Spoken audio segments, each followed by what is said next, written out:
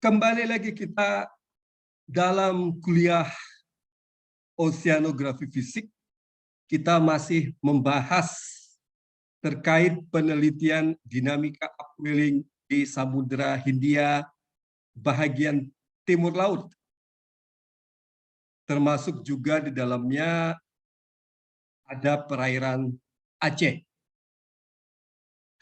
Jadi video sebelumnya telah saya bahas terkait data-data yang digunakan dalam penelitian ini.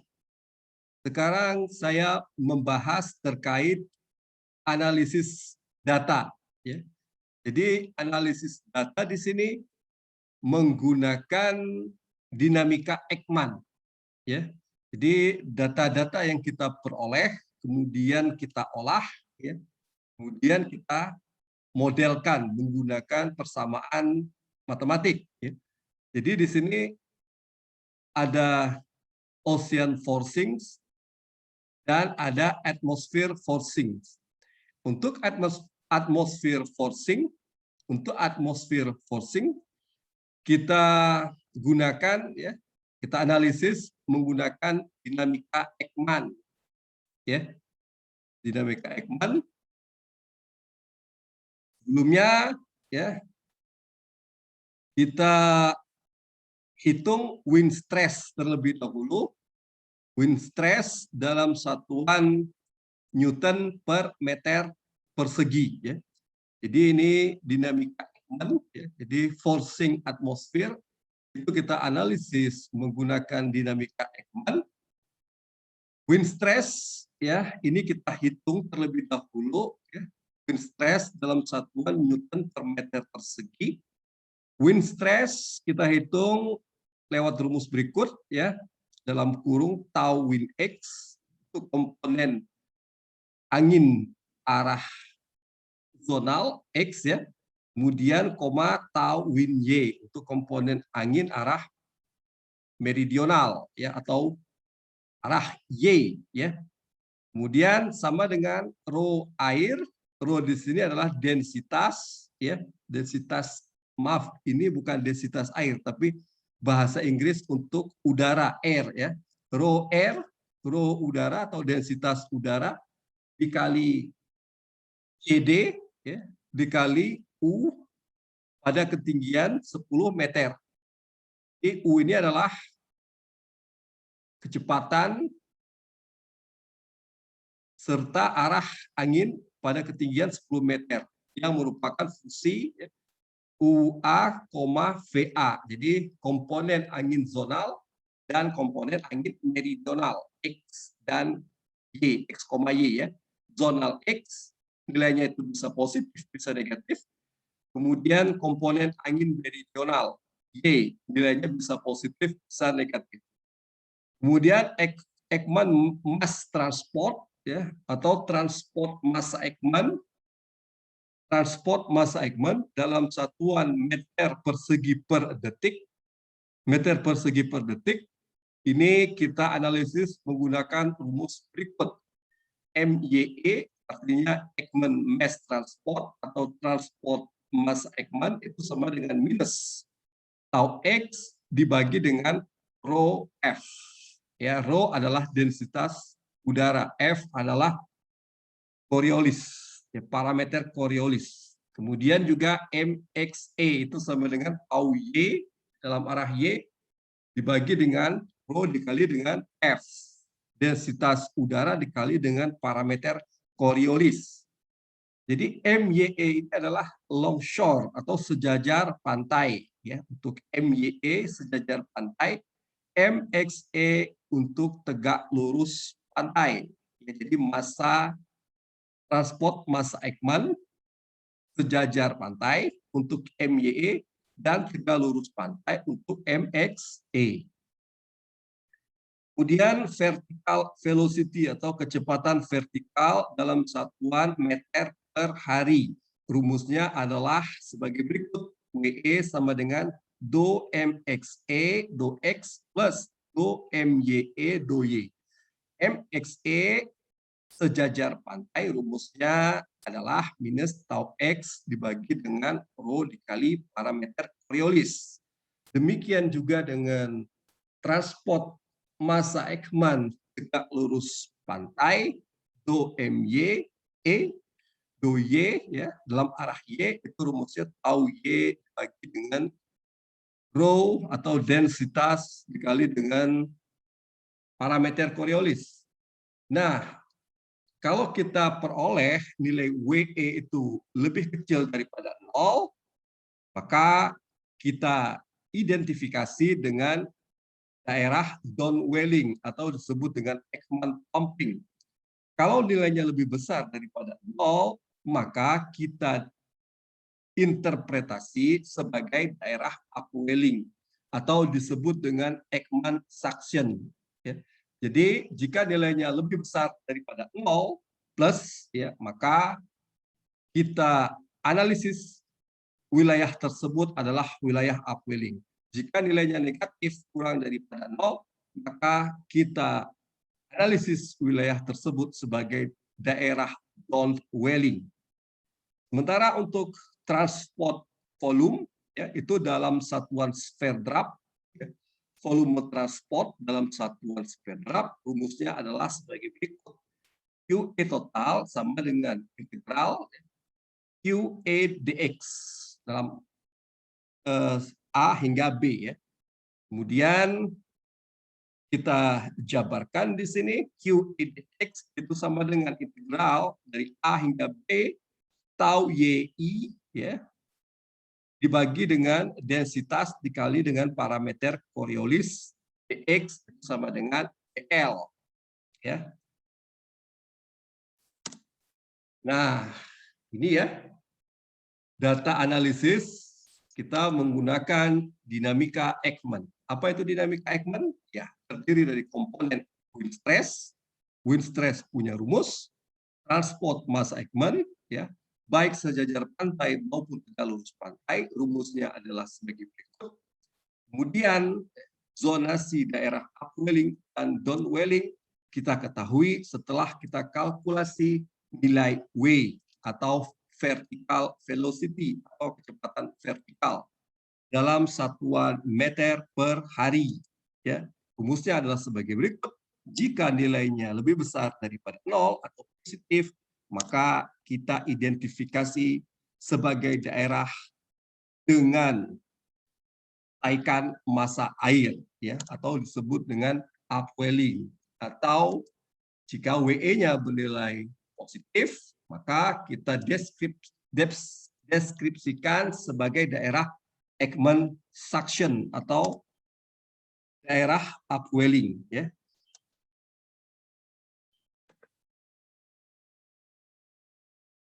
Sementara untuk forcing oceanic, ya, itu kita identifikasi daerah yang mengalami konvergensi, ya, terkait dengan thermal front. Nah, itu ya tadi. Jadi untuk atmospheric forcing atau forcing atmosfer, kita menggunakan dinamika Ekman, kecepatan vertikal, ya, di mana jika nilainya positif, maka kita identifikasi sebagai daerah upwelling. Kemudian selanjutnya, ya, untuk forcing oceans, ya, kita identifikasi daerah konvergen, ya, terkait dengan thermal front, ya.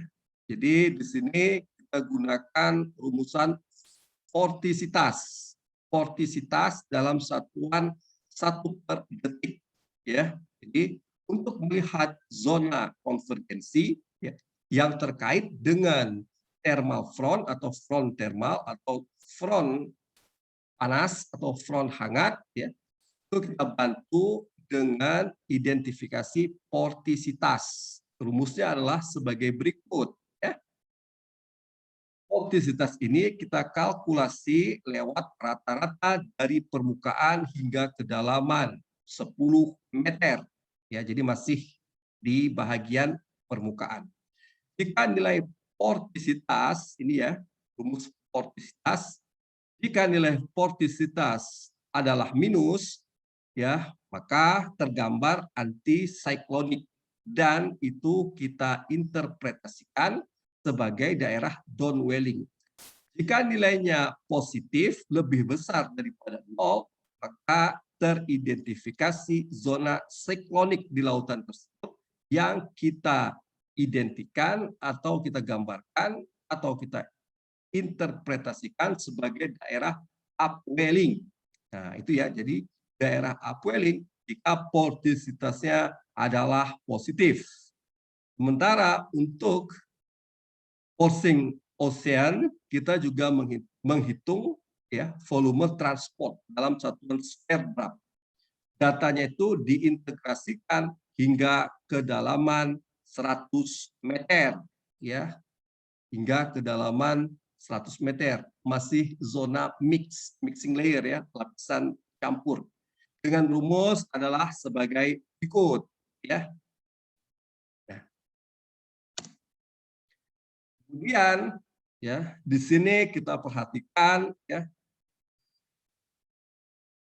untuk komponen angin zonal ya, karena pantainya adalah miring ya, tidak tegak lurus seperti U dan V ya. Jadi pantainya miring ya.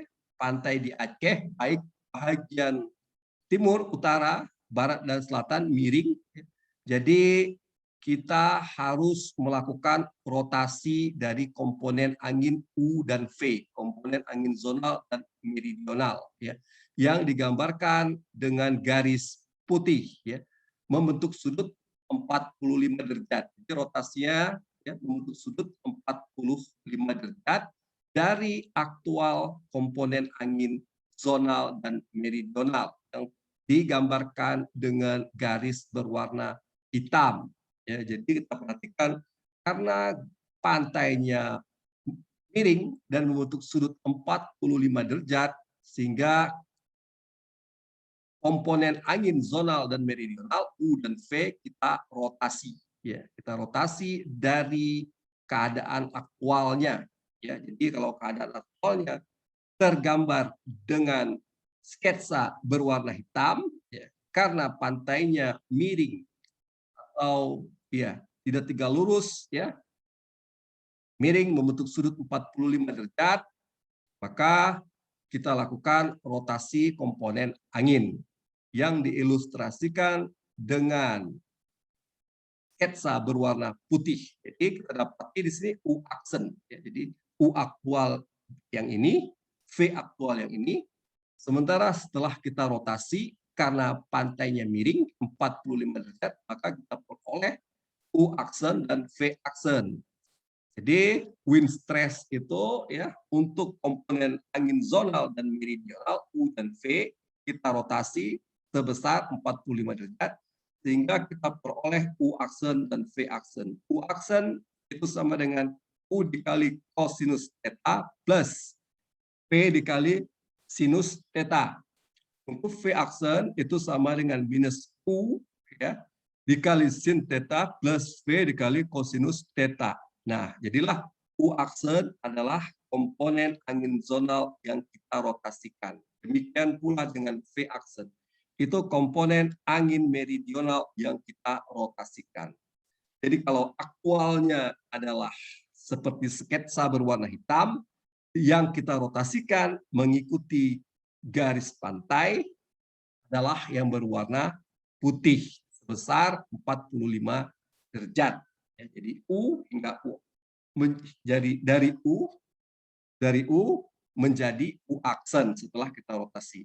V menjadi V aksen setelah kita rotasi sebesar sudut 45 derajat. Jadi dari rumusan wind stress ya, rumusan wind stress tadi setelah diberikan tau wind X, tau wind Y, zonal dan meridional itu sama dengan densitas udara dikali CD dikali U, kecepatan dan arah angin pada ketinggian 10 meter. Jadi yang merupakan fungsi angin zonal dan meridional UA, VA, U-nya kita rotasikan terlebih dahulu mengikuti mengikuti garis pantai yang miring sebesar 45 derajat. Ya, U menjadi U aksen, V menjadi V aksen dengan rumusan sebagai berikut untuk U dan juga untuk V.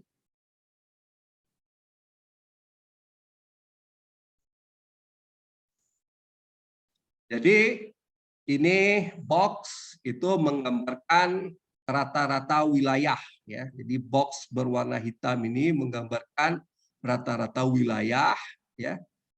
Kemudian untuk gambar B di gambar A, ya, box hitam menggambarkan rata-rata wilayah. Untuk gambar B, garis diagonal itu menggambarkan total transport yang berwarna putih, total transport A ke B, ya, atau ya nanti kita akan menghitung volume transport, ya. Di volume transport di garis putih A ke B. Sementara untuk cross sectional view, ya, atau penampang lintang, ya, jadi nanti lautnya kita belah sehingga kita dapati, ya, penampang lintang laut itu digambarkan dengan garis berwarna kuning. Nah, di sini DZ-nya atau kedalamannya kita batasi 100 meter saja karena upwelling itu, ya, naik, ya, massa air laut, ya, dari bawah ke permukaan, ya. Jadi kita amati kurang lebih di dekat permukaan, ya, masih di lapisan campur mixing layer. DZ sama dengan 100 meter. Untuk garis diagonal volume transport itu DL atau sepanjang 625,48 km. Jadi tadi ada rumus untuk menghitung volume transport, ya. Jadi itulah mengapa kita harus mengetahui seberapa jauh, ya, kedalaman yang akan kita amati dan seberapa panjang garis diagonal dari volume transport yang akan kita teliti. Jadi DL itu sama dengan 600 sekian, DZ itu sama dengan 100 meter. Nah, ini, ya. Jadi dalam penelitian ini saya menggunakan tahun normal 2013. Jadi tahun tanpa ada gangguan, ya, atau tanpa ada siklus variabilitas iklim, baik itu El Nino, La Nina, ya, atau Indian Ocean Dipole, baik dipole mode positif maupun dipole mode negatif. Jadi kalau kita perhatikan tahun 2013, ya, itu, ya, normal tanpa ada gangguan variabilitas iklim yang sedang berlangsung, apakah itu El Nino, La Nina, atau Indian Ocean Dipole. Ini El Nino, ya. Kita perhatikan, ya, anomali suhu muka lautnya untuk kejadian El Nino itu lebih besar daripada 2,5 derajat Celcius. Ini yang berwarna merah hati, ya, El Nino, yang berwarna biru itu La Nina, ya. Kemudian biru tua itu dipole mode negatif, merah itu dipole mode positif. Jadi kalau kita perhatikan pada tahun-tahun sebelumnya, kecuali tahun 2013, itu relatif bebas dari variabilitas iklim yang bekerja di Samudra Pasifik dan juga Samudra Hindia. Nah, ini, ya, di relatif tidak ada variabilitas iklim yang sedang berlangsung. Jadi inilah mengapa saya gunakan tahun normal. Sementara untuk tahun-tahun lainnya 2015, 2016 itu ada El Nino, kemudian juga ada DM positif, ya. Kemudian tahun 2011 itu ada La Nina, 2012 juga ada La Nina, 2007, 2008 ada La Nina, ya. Kemudian ini ada DM positif juga. Jadi itulah mengapa saya gunakan tahun 2013. karena saya anggap itu tahun normal tanpa ada gangguan El Nino ya, atau La Nina atau DM positif dan DM negatif di Samudra Hindia. Kemudian juga ini penentuan El Nino ya, penentuan El Nino dan Indian Ocean Dipole. Jadi jika rentangnya minus 0,5 hingga 0,5 derajat Celcius untuk anomali suhu muka lautnya, maka itu masih dalam kategori normal untuk El Nino atau La Nina. Ya, jadi kalau lebih daripada 0,5 derajat Celcius, maka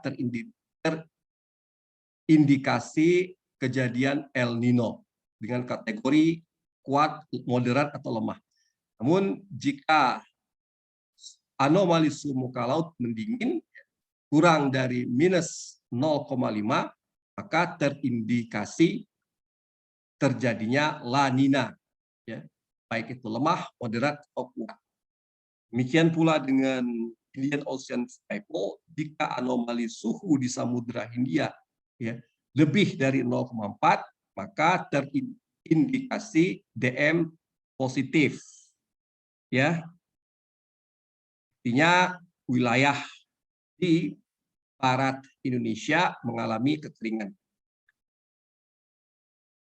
Sementara jika anomali suhu muka laut kurang dari 0,4 derajat Celcius terindikasi DM negatif, ya, berimplikasi atau berdampak peningkatan curah hujan di perairan atau di wilayah barat Indonesia.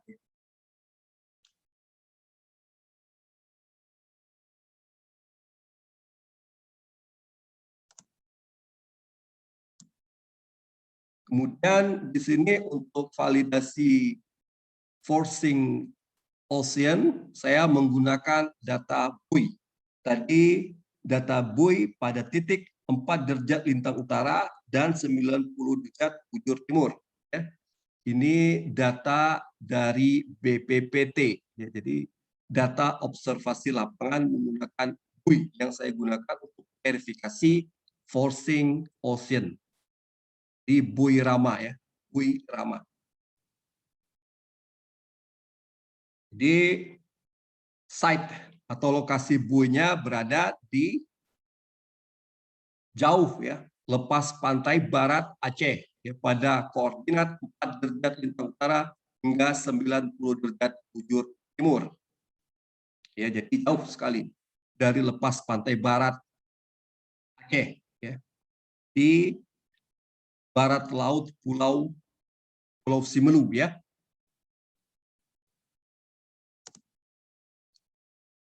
Kemudian ini model validation.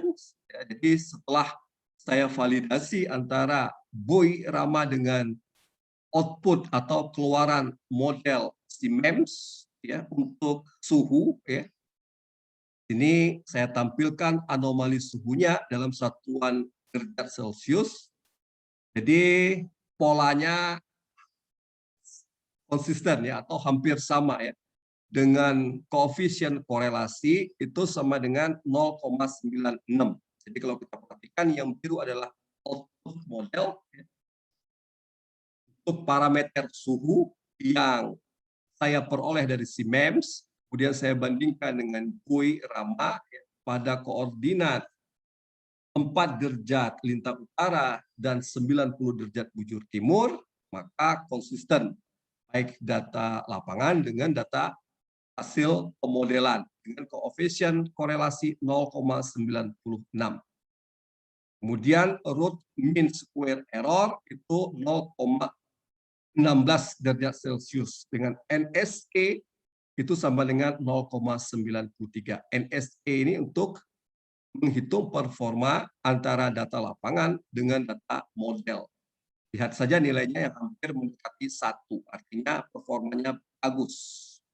Rumus dari NSE atau Nash-Sutcliffe efficiency adalah sebagai berikut. Jadi ini juga ya, R kuadratnya itu sama dengan 0,85. Ya. Antara data keluaran dari SIMEMS, yaitu suhu, ya, dengan data suhu yang terukur di lapangan. Ya. Jadi R kuadratnya itu sama dengan 0,85. Secara koefisien korelasi juga bagus, 0,96. Demikian pula dengan NSE yang mendekati 1. Kemudian ini ya saya bandingkan ya keluaran model dan juga buoy rama pada kedalaman 100 meter. Kalau yang tadi itu di permukaan, kemudian ini saya bandingkan pada kedalaman 100 meter. Dan juga konsisten ya, antara hasil keluaran model dengan data lapangan yang saya peroleh dari buoy rama untuk parameter suhu. Jadi R-nya itu koefisien korelasi 0,89, RMSE itu 1,24 derajat Celcius, NSE itu 0,78. NSE atau Nash-Sutcliffe efisiensi dihitung menggunakan rumusan berikut. Nah, ini scattering plot atau plot ya scattering plot ya antara output dari model SIMEMS dengan buoy rama. Ya, buoy rama adalah data di lapangan yang terekam pada koordinat 4 derajat lintang utara dan 90 derajat bujur timur. Kita peroleh di sini R kuadratnya itu sama dengan 0,79. Artinya performanya bagus. Ya. Jadi itu ya, sebelum kita gunakan data output pemodelan atau data hasil model, terlebih dahulu kita bandingkan dengan data di lapangan, ya, data yang terukur di lapangan yang bersumber dari buoy rama. Ya, jadi output pemodelan yang berwarna biru itu konsisten dengan data lapangan, ya, dengan koefisien korelasi 0,89 dan juga NSE 0,78. Kalau kita buat scattering plot, maka peroleh R kuadrat ya itu sama dengan 0,79. Scattering plot antara output model SIMEMS dengan data lapangan buoy rama. Untuk kedalaman 10 meter yang masih di permukaan dan juga untuk kedalaman 100 meter. Nah, ini ya buoy rama yang dikelola oleh BPPT. Jadi untuk mendapatkan data buoy rama, Anda dapat menghubungi ya, BPPT. Ya. Buoy rama ini adalah data yang terekam atau yang terukur di lapangan lewat sensor yang dipasang di buoy. Jadi merekam data-data oceanografi dan juga atmosfer. Jadi kalau kita perhatikan, ya lokasinya itu berada jauh, tapi masih dalam domain penelitian saya. Jadi jauh dari Aceh, tapi masih berada dalam domain penelitian saya pada koordinat 4 derajat lintang utara dan 90 derajat bujur timur. Saya kira demikian. Assalamualaikum warahmatullahi wabarakatuh. Kita lanjutkan pada video selanjutnya nanti.